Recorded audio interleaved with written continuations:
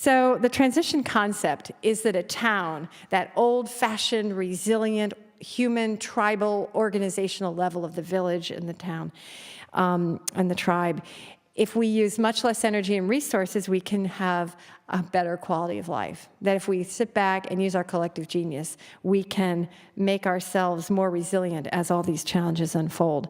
Rob says, this is Rob Hopkins, one of the founders of the transition movement, I believe that a lower energy, more localized future in which we move from being producers, from consumers to producer-consumers, where food, energy, and other essentials are locally produced and economies are strengthened. So he was saying this way back, and I think it's been just viral, that we don't even need anybody to tell us this. We just all recognize it.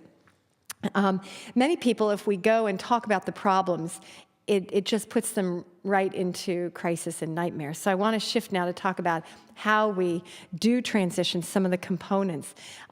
When you go to people and say the technology choices we've made are sending us over a cliff, and their whole lifestyle and their habits, human beings, our species is to have habits and to have ways of living. It's very challenging for us, as we were hearing from Alicia last night.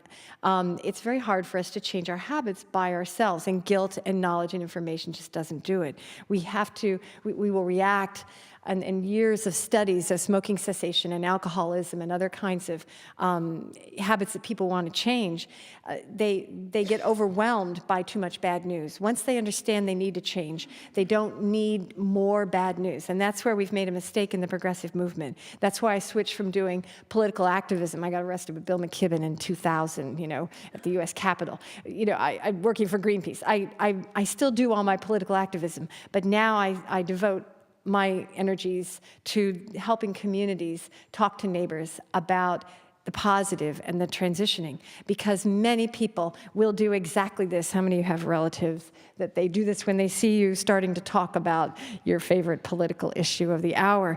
And of course, families are the hardest place to go, and you shouldn't judge your capacity to change the world based on your family reaction. So it took me 20 years with mine, and now they're all buying green power and, feeling guilty about flying to Turkey. They still are flying to Turkey. That's where they leave today. And I sit here driving my Geo Metro and bicycling, taking the bus. But what can I do? You just witness, and it's progress. The idea in transition is that we have parties instead of a protest. I have to hold myself back from telling you all the stories, but it's basically that we shift from trying to educate people and inform and make people worried to getting people to relax and have a good time. And one of the ways that I encourage people to do this in the training is to think of your community in 5 categories.